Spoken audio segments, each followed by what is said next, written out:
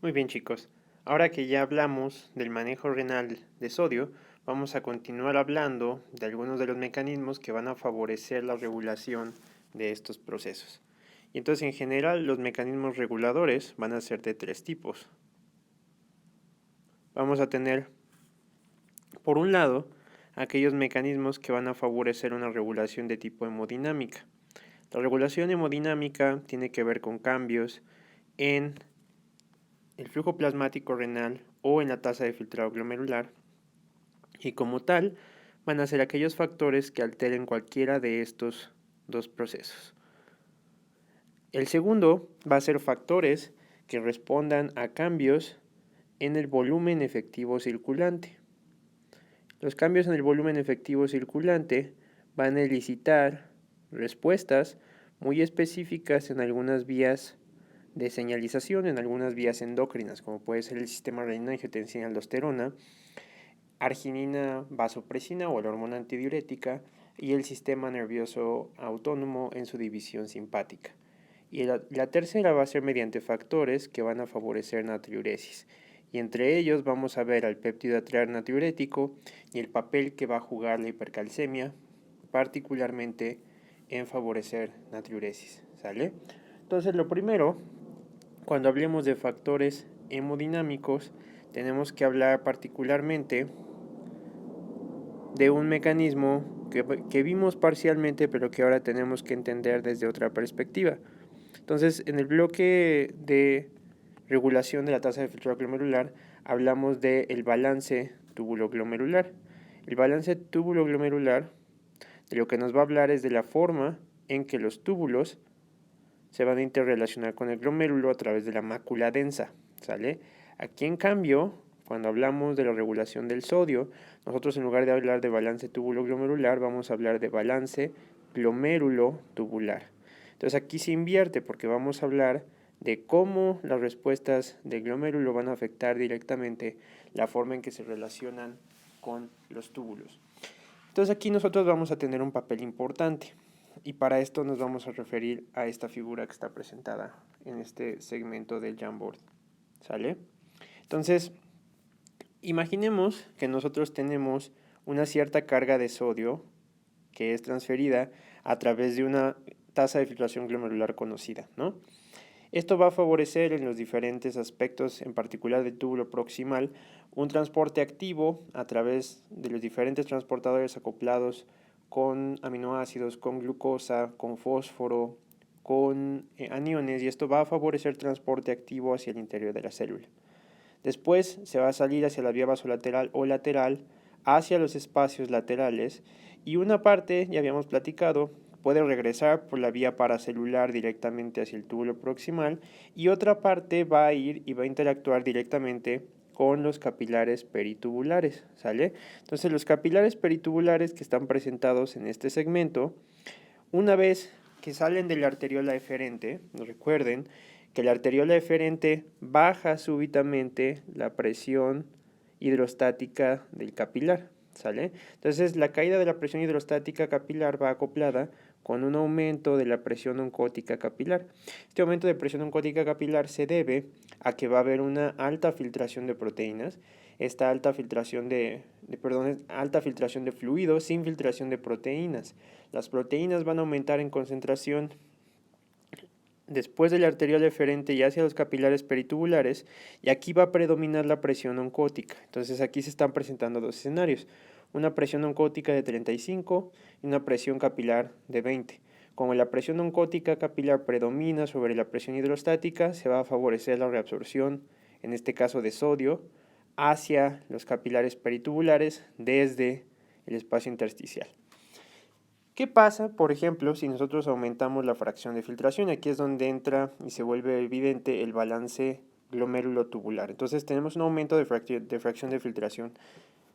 ¿Cómo se puede aumentar la fracción de filtración? Lo que podemos, o lo que pudiera devenir en un aumento de fracción de filtración, es una contracción de la arteriola eferente acoplado con una vasodilatación de la arteriola aferente. Estos en conjunto ocasionarían un aumento de la presión capilar glomerular, Este aumento de la presión capilar glomerular aumentaría la tasa de filtrado glomerular sin cambiar el flujo plasmático renal y esto induciría un aumento de la fracción de filtración. El aumento de la fracción de filtración, por lo tanto, va a ocasionar un aumento de la cantidad de sodio que va a llegar hacia el túbulo proximal. Ese aumento de la cantidad de sodio que llega hacia el túbulo proximal, pues evidentemente se va a reabsorber por una vía activa, pero de manera muy importante, como aumentó la tasa de filtrado glomerular, el ultrafiltrado también aumentó. Como aumentó el ultrafiltrado, nosotros vamos a tener un aumento mucho más marcado en la presión oncótica capilar. Entonces vean aquí la diferencia, aquí era 35 cuando la fracción de filtración es normal y aquí es 40. Eso va a hacer muchísimo más ávida la reabsorción en los capilares peritubulares. Entonces está aumentando la carga filtrada de sodio porque aumentó la tasa de filtrado glomerular y está respondiendo el sistema hemodinámico con un aumento en la presión oncótica capilar que favorece la reabsorción. Entonces, de esa forma, los aumentos en la fracción de filtración que inducen aumentos en la proporción o en la llegada de sodio directamente hacia el túbulo proximal van a sincronizarse directamente y van a favorecer un aumento en la reabsorción de sodio a través de los capilares peritubulares. ¿Sale? Entonces, los balances túbulo-glomerulares van a darse debido a estos equilibrios con la presión oncótica capilar y esto va a favorecer que aunque haya una mayor carga de sodio, se mantenga constante la reabsorción.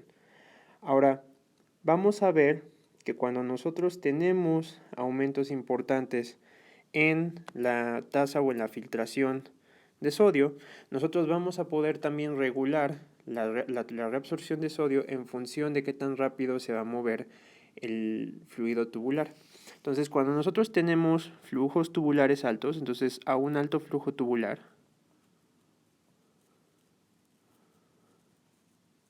lo que nosotros vamos a lograr es un aumento muy marcado en la reabsorción de sodio, ¿sale?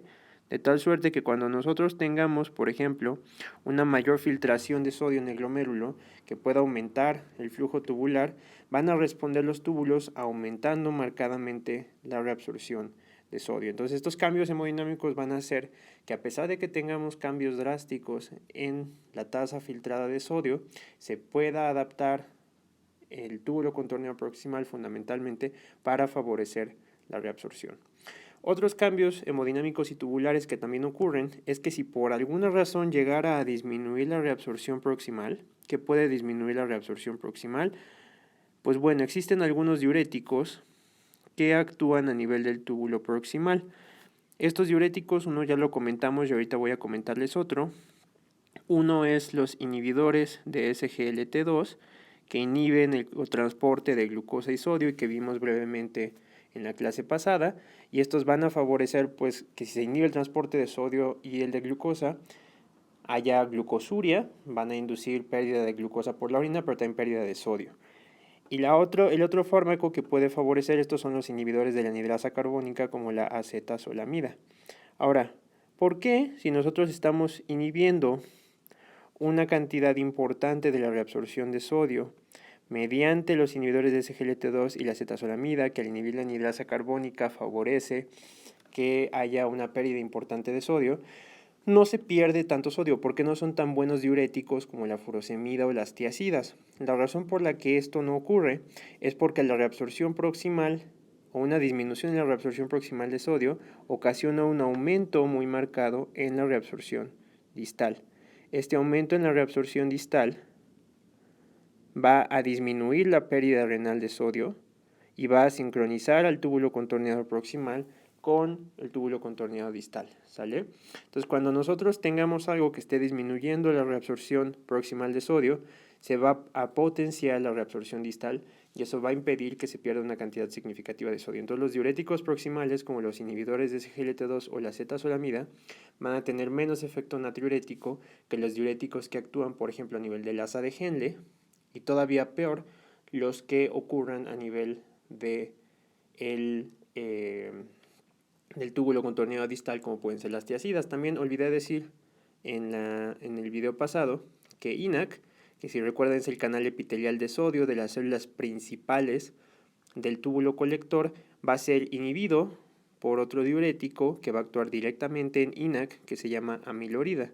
Entonces, amilorida va a ser otro de esos diuréticos que van a actuar directamente en la reabsorción distal de sodio, aunque su efecto va a ser importante a nivel natriurético, no va a ser tan importante a nivel de volumen. ¿Sale? Entonces, estos son los primeros los cambios hemodinámicos que pueden favorecer la regulación de la reabsorción de sodio. Los segundos son factores que se involucran en la regulación del volumen circulante efectivo. El primero de ellos es el sistema renina, angiotensina, aldosterona. Vamos a revisar muy brevemente de nuevo qué hace el sistema renina, angiotensina, aldosterona. Entonces, primero empezamos con angiotensinógeno. El angiotensinógeno es producido en el hígado y una vez que está en circulación, lo que vamos a observar es que la renina, como enzima, va a catalizar la conversión de angiotensinógeno hacia angiotensina 1. La angiotensina 1 posteriormente, sobre todo en el epitelio pulmonar, catalizado por la enzima convertidora de angiotensina, que es la ECA, va a favorecer la conversión de angiotensina 1 a angiotensina 2. Y la angiotensina 2 va a ser la molécula activa que va a favorecer diferentes cambios en la reabsorción de sodio. Entonces, en primer lugar, ¿qué va a estar haciendo la angiotensina para potenciar la reabsorción de sodio? La angiotensina va a aumentar la reabsorción de sodio de manera generalizada. ¿Y cómo lo va a hacer? Lo va a hacer, en primer lugar, potenciando la actividad de NHE3. Acuérdense que NHE3 es un antiportador de protón sodio que se expresa en el túbulo contorneal proximal. Va a aumentar la actividad de NKCC2. Va a aumentar la actividad de NCC. Y en menor medida va a favorecer la transcripción de una enzima que se llama aldosterona sintasa, y eso va a favorecer la expresión de aldosterona. Ahora, brevemente, en el video previo comentamos que la aldosterona tiene un papel importante en la expresión de un canal que se expresa en las células principales, que es INAC, ¿sale? Entonces, el canal epitelial de sodio, o INAC, va a estar mediado por aldosterona, pero vamos a ver que la aldosterona va a hacer más que solamente favorecer la expresión de INAC. Primero, la aldosterona, que es una enzima que es derivada de la síntesis del colesterol, y entonces a través del procesamiento del colesterol se va a derivar directamente a través de aldosterona sintasa de la producción de otros mineralocorticoides, y la aldosterona que está en sangre se va a transportar directamente hacia la célula principal, y en la célula principal se va a acoplar a un receptor de mineralocorticoides. Este receptor de mineralocorticoides va a traslocarse al núcleo y su acción va a ser nuclear, o sea, una vez que se forma el complejo aldosterona receptor de mineralocorticoides, va a introducirse al núcleo y dentro del núcleo va a tener diferentes papeles. Uno de sus principales papeles es que va a favorecer la transcripción o un aumento en la transcripción de la ATPasa de sodio-potasio, lo cual va a favorecer, pues como saben, la ATPasa de sodio-potasio es la que mantiene los gradientes de sodio y de potasio al interior de la célula. Y en menor medida va a favorecer la síntesis de diferentes canales, por ejemplo, este canal de potasio, ROMK, que se expresa en la célula, el canal epitelial de sodio o INAC, y muy importantemente va a favorecer la expresión de un mediador que se llama SGK1. Entonces estamos viendo que aldosterona va a favorecer la expresión de diferentes proteínas. La ATPasa de sodio-potasio, el canal de potasio que se llama ROMK, INAC y SGK1. ¿Sale? Todos estos van a ser producto de la acción nuclear de aldosterona. Y ahora, ¿qué va a hacer eso? ¿Qué efecto va a tener eso? Primero, el aumento en la expresión de INAC va a favorecer mayor reabsorción de sodio.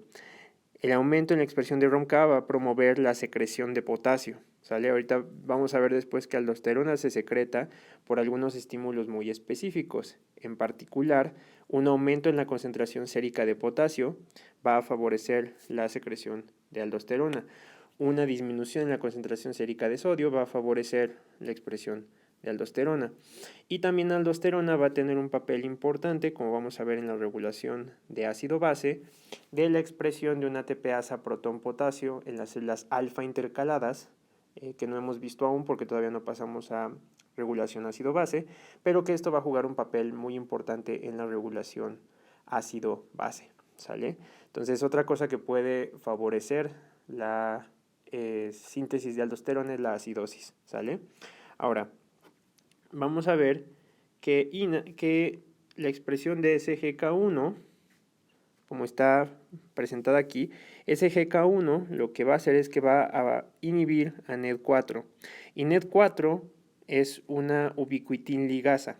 Lo que hace la ubiquitin ligasa es que marca a INAC, le está diciendo tú te debes de degradar. Entonces NED4 va a ubiquitinar a INAC y va a favorecer su degradación. Entonces la expresión de SGK1 inhibe a NED4. NED4 ya no puede ubiquitinar a INAC y por lo tanto esta no se degrada. Entonces el efecto neto es que aumenta la expresión de alfa INAC, aumenta la probabilidad de apertura de alfa INAC y también aumenta la expresión de canales de potasio y de la ATPasa de sodio-potasio. El efecto neto es que va a favorecer una potenciación de la reabsorción de sodio. Entonces angiotensina tiene efectos directos y efectos indirectos en la reabsorción de sodio. Además de que, como ya vimos, angiotensina también va a regular la hemodinámica del riñón, favoreciendo sobre todo la contracción de la arteriola eferente. Y entonces, al favorecer la contracción de la arteriola eferente, puede mantener la presión capilar glomerular y esto puede mantener la tasa de filtrado glomerular. Entonces, todo eso va a poder hacer el eje renina-angiotensina-aldosterona, que es uno de los principales reguladores de la reabsorción de sodio. Ahora, algo muy interesante que ocurre con la aldosterona es que, como les había comentado hace un momento, la aldosterona es una hormona esteroidea. Las hormonas esteroideas son derivados de la síntesis de colesterol. Y una de las cosas importantes que ocurre con las hormonas esteroideas es que se parecen entre sí. ¿Sale? Entonces, el receptor de mineralocorticoides también va a responder a otra hormona que se llama cortisol. Entonces, una pregunta interesante es por qué el cortisol no se pega al receptor de mineralocorticoides, ¿sale? Porque la aldosterona sí se puede pegar al de glucocorticoides, pero ¿por qué el cortisol no activa aquí? Esto es importante porque el cortisol, como ustedes saben, es una hormona de estrés. Y que una hormona de estrés esté activando un receptor que favorece la reabsorción de sodio, pues puede inducir a largo plazo hipertensión. Bueno, la razón por la que el cortisol no está actuando aquí es porque en las células principales se expresa una enzima que se llama 11-beta hidroxiesteroide deshidrogenasa. 11-beta hidroxiesteroide deshidrogenasa lo que hace es que va a favorecer que el cortisol se convierta en cortisona, ¿sale? Y entonces el cortisol, que normalmente sí se uniría al receptor de mineralocorticoides, ya no se va a poder unir al receptor de mineralocorticoides y por lo tanto no va a ejercer un efecto, ¿sale? Entonces, 11-beta hidroxiesteroide deshidrogenasa va a prevenir que la aldosterona, o que más bien el cortisol, esté haciendo los efectos mineralocorticoides dentro de la célula principal y que la aldosterona tenga especificidad para actuar en ese respecto. Ahora existe una molécula que se llama ácido glicerinético o glicerritínico, perdón, y el ácido glicerritínico lo que va a hacer es que va a favorecer la inhibición de 11-beta hidroxiesteroide deshidrogenasa y por lo tanto va a favorecer que el cortisol actúe. Ahora este ácido glicirretínico, se presenta en un dulce que es muy común en los países nórdicos, que es el regaliz. Entonces el regaliz o licorice en inglés favorece la inhibición de 11-beta hidroxiesteroide deshidrogenasa y puede inducir hipertensión sensible a sal. ¿Sale? Esto no ocurre en la mayor parte de los casos, sin embargo es importante saber que el cortisol no está actuando en esta vía porque 11-beta hidroxiesteroide deshidrogenasa se lo previene. ¿Sale? Entonces ya vimos el sistema renina-angiotensina-aldosterona. En menor medida está la división simpática del sistema nervioso autónomo. El sistema nervioso autónomo en su división simpática va a ser otro de los componentes importantes. Ya vimos que el riñón tiene sobre todo inervación de tipo simpática. Lo que va a hacer la epinefrina es que entre varias cosas va a favorecer vasoconstricción de las arteriolas renales y va a favorecer un aumento en la reabsorción de sodio. Y en tercer medida, pero menos importante, al menos hasta el momento, y que vamos a ver con más detalle después, va a ser la hormona antidiurética o arginina vasopresina, que lo que va a hacer es que va a favorecer la reabsorción de sodio, sobre todo a nivel de la médula renal. Sin embargo, no van a tener un papel tan importante como el sistema renina-angiotensina-aldosterona. ¿Sale? Y entonces ya nada más para concluir este video sobre la regulación de la reabsorción de sodio, vamos a hablar ahora de los efectos natriuréticos. ¿Sale? ¿Cuáles son los factores que van a promover natriuresis? Entonces nosotros vamos a ver ahorita dos factores. El primero es el péptido atrial natriurético. El péptido atrial natriurético ya lo habíamos estudiado brevemente. Recuerden que el péptido atrial natriurético se expresa sobre todo cuando hay distensión de las aurículas. Entonces, cuando nosotros estamos observando distensión auricular, nosotros vamos a tener liberación del péptido atrial natriurético. Entonces, la distensión auricular va a favorecer esta liberación, lo cual está indicando un aumento del volumen circulante, y lo que va a inducir el péptido atrial natriurético es que va a aumentar el flujo sanguíneo y por lo tanto, como ya vimos en el video pasado, el flujo plasmático renal, y esto va, entre varias cosas, a favorecer un aumento de la tasa de filtrado glomerular, un aumento de la fracción de filtración y por lo tanto de la eliminación de sodio. Ya se ha observado también que el péptido atrial natriurético puede favorecer inhibición de la reabsorción de sodio a nivel de la médula renal y esto puede también inducir natriuresis. ¿Sale? Ahora, un mecanismo muy interesante del que me gustaría platicarles es lo que puede hacer la hipercalcemia. La hipercalcemia es un fenómeno que de hecho ha sido ampliamente estudiado por un grupo en México que es dirigido por el doctor Gerardo Gamba. ¿Sale?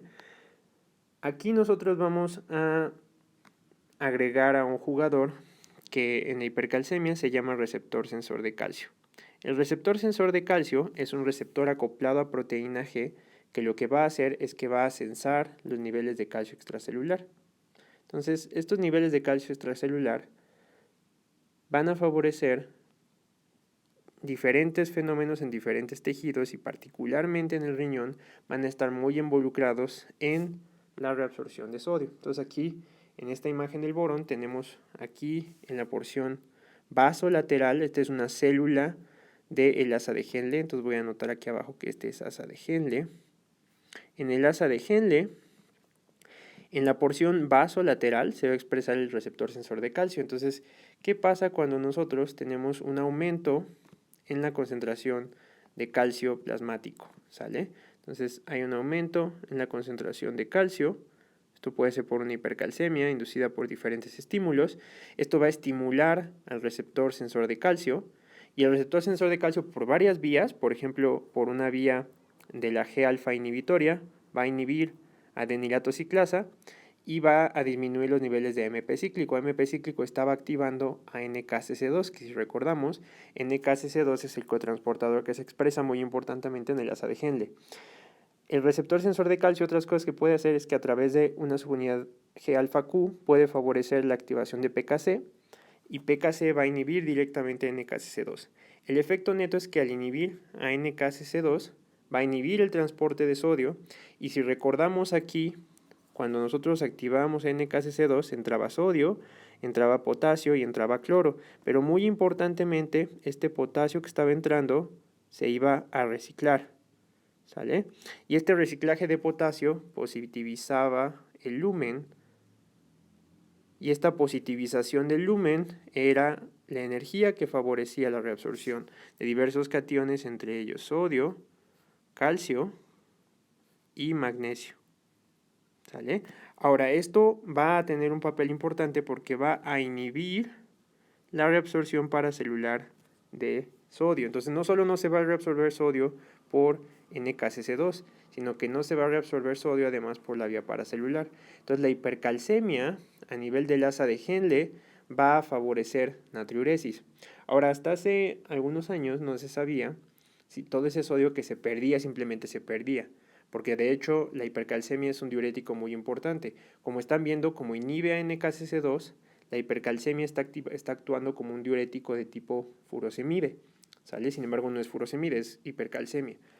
Ahora, un grupo mexicano dirigido por el doctor Gerardo Gamba, la doctora Silvana Basua Valenti, identificaron que además de este mecanismo en el asa de Henle, en el que ya vimos que la activación del sensor de calcio vasolateral inhibe a NKCC2, lo que inhibe el reciclaje de potasio, la positivización del lumen y la reabsorción de calcio, sodio y magnesio, va a inducir pérdida de sodio. Ese sodio va a llegar ahora a la porción de la nefrona distal, particularmente al túbulo contorneado distal. Y ya aquí en el túbulo contorneado distal, si recordamos, el principal transportador que se expresa en el túbulo contorneado distal es NSC. Y lo que tiene ahora es que, a diferencia del asa de Henle, donde se expresaba a nivel vasolateral, a nivel del túbulo contorneado distal, el receptor sensor de calcio o KSR se va a expresar a nivel apical. Entonces lo que va a hacer es que, como aquí se inhibió la reabsorción de calcio, y se inhibió la reabsorción de sodio, ese calcio y ese sodio van a llegar ahora a la porción apical del túbulo contorneado distal. Lo va a sensar el receptor sensor de calcio, ese aumento de calcio en el túbulo, y va a través de PKC a favorecer la activación de NSC, por lo cual, a pesar de que sí se pierde sodio, se va a alcanzar a recuperar una cantidad importante de sodio. Entonces, como estamos viendo, la hipercalcemia va a ser un potente natriurético. Sin embargo, no va a inducir una pérdida tan importante de sodio debido a que en el túbulo contorneado distal va a favorecer la activación de NSC. Entonces, en el asa de Henle, la hipercalcemia induce pérdida de calcio, pérdida de sodio, pero parte de ese sodio se recupera en el túbulo contorneado distal. Pues bueno, esto tiene varias implicaciones interesantes que vamos a discutir ahora que hablemos de cómo se reabsorbe la glucosa. Y en general, con esto cubrimos de manera completa manejo renal de sodio y la particular y respectiva regulación de la reabsorción de sodio.